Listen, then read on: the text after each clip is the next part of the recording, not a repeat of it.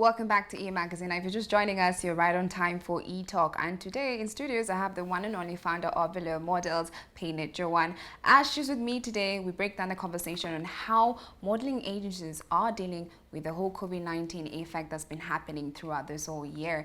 Thank you so much for joining me today. Thank you for having me. It's been a minute. You're a regular here, so I just let's find your intro, your extra. True. So I just want to jump right into trying to understand how you were majorly affected with COVID-19. You know, how is Velour Models dealing with that situation right now? Okay. First of all, beginning of the year was very interesting because coming into 2020, I had a plan. Like I had a solid plan. I knew this year was going to be amazing. Did our casting, did our first show, Samantha Bridal. And then... Which I was there for, and it was amazing, yes. by the way. Yes, I remember that one. And then things just fell apart. And I think for us, because we're just starting our training, we had actually just gone for 2 training sessions. We're just starting our trainings, and then we had to call it off because we went into lockdown. And then our training venues have not been reopened. Yeah. So we have not done our training. We're supposed to do 6 months of training every year. We've not done our trainings. Yeah. And then Samantha Bridal is like our show, like it's a Velour Models show. And so the second show has not happened. We're not sure if Tribal Chic is going to happen because looking at how things are right now, it's like we need to jipanga. Yes. So for us, it's been tough, but I think for me it has been quite a time to reflect, because then it has made me question so many things about how I'm running the agency and why I'm actually running it the way I'm running it.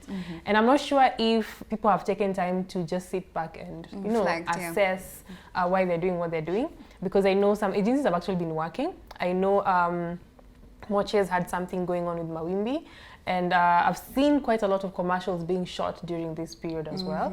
So for people are actually working chini ya maji. People are doing their jobs, but they're not really exposing themselves as much. Until last month, we didn't have any auditions. Wow. Because I think last month was the first audition for 3 acting jobs in one weekend. Yes. And it's been quite interesting to just see how, you know, when things fall apart, what do you do? What happened? What do you do? What's the next step? Exactly. Clear insight on how it's just been a roller coaster for you throughout the year. It's crazy to think that we're finishing the year next month. It's crazy. So from the experience from COVID-19 just coming out of nowhere, putting business in a hold for every single person, including you, what would you say is the state of the modeling industry right now, looking at Kenya specifically? I think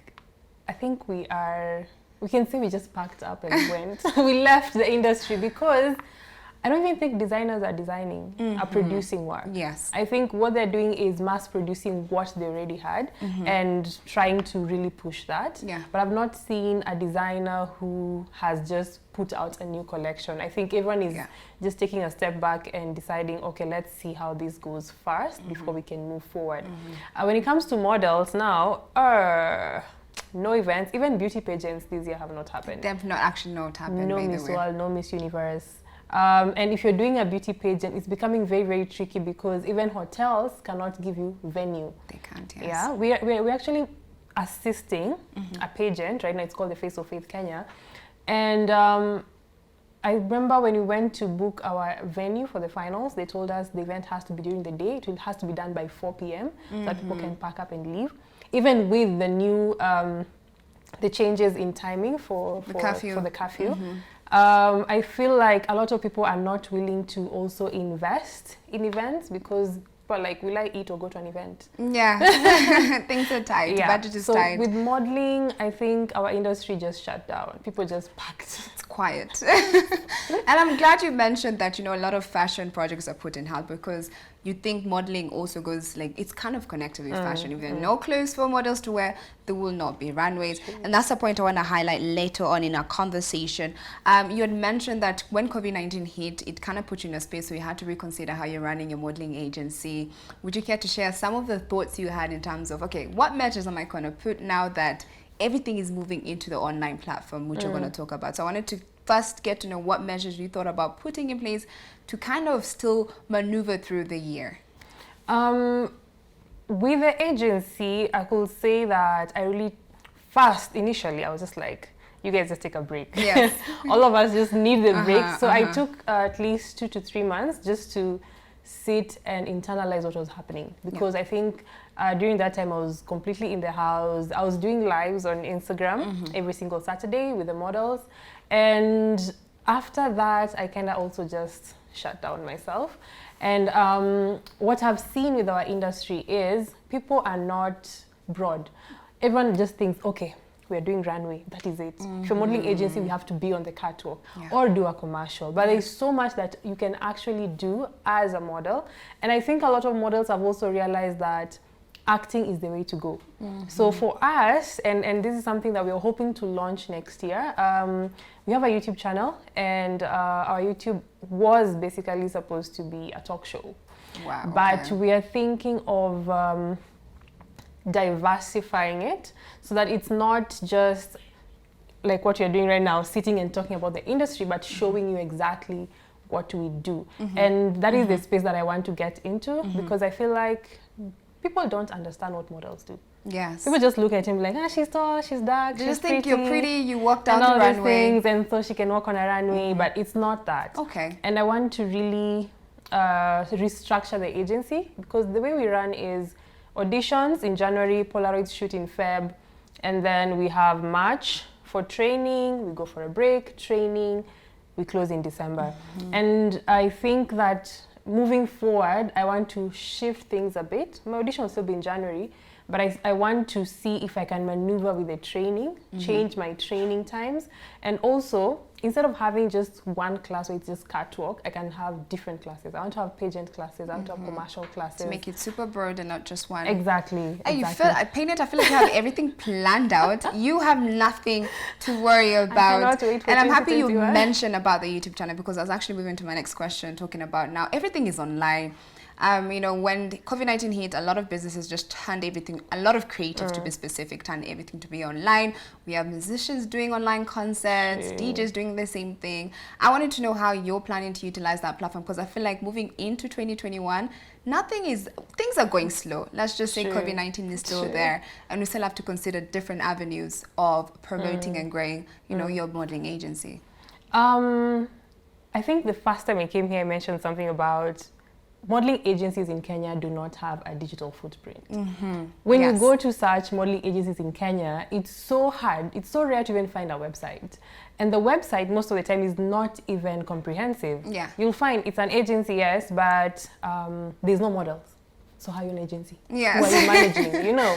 And then also, sometimes the phone numbers are not working. As in, we've had a lot of issues, people going digital. And I think up until last year, people now started seeing the need to come online. And I think for us, when I started the agency, I went straight online. Because for me, online is what gets me clients. I think most of the jobs that I've done, we did a job for Facebook that was purely from Facebook. I never imagined I would do a job for Facebook. From Facebook, our Instagram, we try and make sure that we have a very clean profile on Instagram and on our Facebook pages. And now that we're going into YouTube, like I said, Velo Talks is going to be a talk show, and that is still a plan. But I think I want to also put a bit of my trainings online, especially for beginner models. I find it very difficult, especially now that people are at home, 15-year-olds, 13-year-olds calling me at 2 a.m. They want to do modeling. And those simple things, people ignore them, but they're very crucial. Because when I meet you at audition, I have a very, unfortunately for people, I have a very sharp memory. I'll see you, I'll be like, what's your name? Okay, you called me at this time on this day. I'll remember this day, yes. You see, and I want that when people meet me the first time, they're not saying that woman is harsh. No, I'm very friendly when you get to meet me. So we want to really go big on YouTube. We want to make sure that at least people are aware of what happens in modeling, especially in Kenya. 100%. And now that people are starting to do shows, I know JW is happening or it's happening soon, and people are starting to do shows, and I think people want to see those things online. Yes. Yeah. Yeah. People are not going to start investing in, oh, I'm buying a ticket, I'm coming to sit at your event. We're going to watch it online. We Let me have to tell you watch it something, online. you do have the best presence, social media presence compared to any other modeling agencies I've seen, even better than Miss World, no offense. And I just wanted to wrap up our conversation by just asking, what are some of the expectations you have for, you know, next year? Because I mean, you came into this year saying it's going to be the best year, you planned everything. What are your expectations for next year? I think next year is going to be really big because looking at this year, I feel like I've wasted the entire year. You're not so the only one. next year, I feel like I need to come back with an energy that people have not seen yet. And looking at how the industry is in Kenya, unfortunately for us, we cannot rely on the Kenyan market only. Yeah. Swahili Fashion Week is actually happening this year and in December. And I'm wondering, why is Swahili doing a show and Kampala didn't do a show? Yes. Half of Africa didn't do a show. Kenya has not done any show. You see, and I think that even other countries, Nigeria is actually doing a show, the GTB Bank. Ghana is doing Accra Fashion Week. So things are actually moving. Things are working. We cannot sit and just, you know, Yeah. wait. And so my plan, again, we're still doing auditions in January, but then I think even as I diversify the kind of talent that I have, because this year I picked plus size, have a number of plus size girls. This year I picked very petite, very, not for the Kenyan market, because Kenyan market For the global loves, market. Yeah, Kenyan market loves size 6, size 8. Nowadays, they shifted to 8 and 10, you know, of which 10 is plus size. Yes. So the most petite girl in Kenya is a size 8. But internationally, the most petite girl should be a size 0. Okay. So I picked a few size 0s because I was so excited this year I was going to place, you know, a few people. And it's still in the process. But we'll have to wait until next year to see how that goes. Well, I'm excited to see the plans you have for next year. Clearly, that diversification. Maybe now I can jump into modeling. You should come back. You should come back and do it. Well, thank you so much for making time. This is Painted from Velo Models Management. So, if you want to audition, talk to her. Do not call her 3 a.m. though. You know where to find her on our social media platform. Thank you so much for joining me today. We're going to take a short commercial break, but do not go anywhere. We're not done with the conversation. We'll be right back with another individual who's going to join us right from Zoom, and we're going to talk about this conversation. We'll see you guys right after this.